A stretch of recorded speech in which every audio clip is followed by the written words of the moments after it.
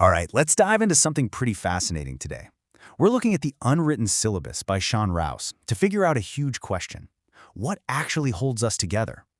The book argues that every single one of our relationships, partners, friends, family, they all run on this kind of hidden blueprint.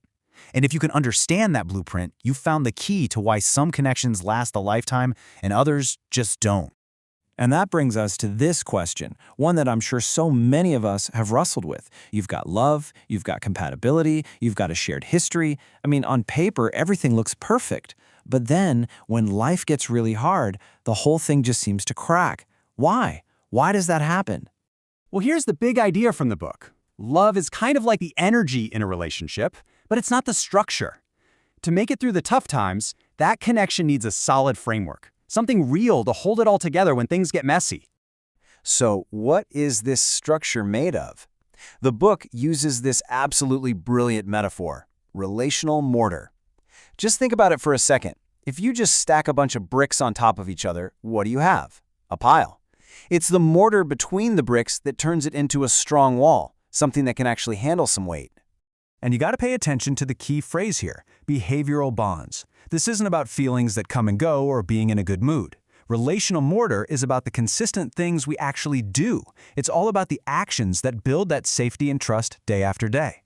And this quote just nails it. Attraction might get you in the door. Compatibility helps, but it's your conduct, how you act day in and day out, that actually keeps you together. Your behavior, especially when you're under pressure, is what really forms that bond. Okay, so this mortar, it's not just one single thing. The book breaks it down into a mix of 6 core bonding compounds. These are the specific behaviors that create that super strong, lasting connection we all want. So here they are: respect, honesty, reliability, trustworthiness, and boundaries. Every single one is a critical ingredient. But the book points out that the 6th one, effort, is different. It's the activator. Without it, the other 5 are just, nice ideas. They're a blueprint with no one there to build it. Effort is what brings the whole structure to life. So let's really zoom in on effort, which the book calls the activation bond. This is the juice, the energy that stops a connection from just becoming static. It's the difference between a relationship that simply exists and one that feels truly alive. So when we say effort, what do we really mean? We are not talking about huge, dramatic gestures. We're talking about the small, consistent acts of initiative. It's the "how was your day" text. It's planning a simple date night. It's actually listening. It's that ongoing investment that just says, hey, this connection matters to me. I absolutely love this comparison. Without effort, a relationship can turn into a monument to what it used to be.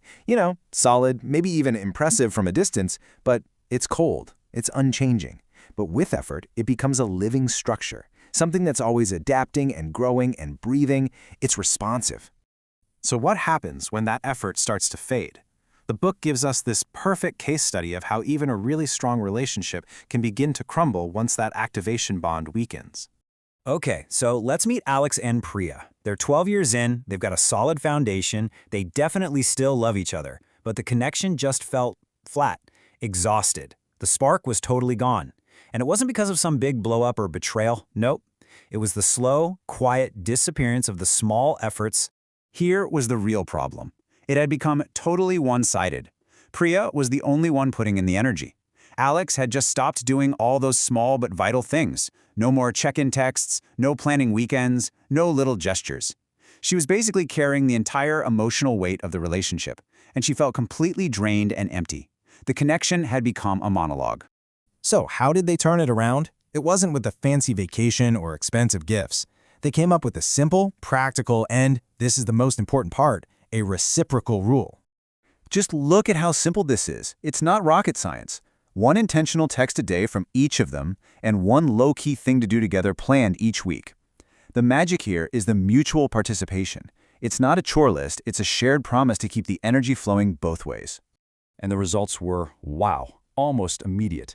Within a single month, they both felt that spark come back. The whole relationship felt alive again. It's a perfect illustration of how small, consistent, and mutual efforts can have a gigantic impact. The energy was finally a two-way street again. What happened with Alex and Priya points to this fundamental principle that applies to pretty much all relationships, not just romantic ones. The book calls it the law of reciprocity. Effort has to go both ways. This is the absolute crux of it. When one person is constantly the one putting in all the work, it's just not sustainable. It doesn't matter how much they love you or care, eventually they're gonna burn out. They'll get resentful and they'll start to pull away just to protect themselves. And this is not just about couples. Think about your friendships. The book tells this story about a woman named Sarah, who was always the social glue for her friend group. She was the one sending the funny memes, organizing birthdays, always checking in. But the problem? Nobody really did it back. Over time, her messages got shorter and eventually the group just kind of drifted apart. The mortar fell apart because the effort was all on her. This quote really just says it all, doesn't it? A relationship is a shared system. It needs shared energy to run. One person trying to power the whole thing by themselves is like trying to clap with one hand. It just doesn't work in the long run. So, if you take one big thing away from this, please let it be this. We need to reframe our whole idea of effort. It is not about the big, flashy, once-a-year displays. It's about the daily, consistent, and mutual little things that keep the bond strong and responsive. And that leaves us with a question for you to think about.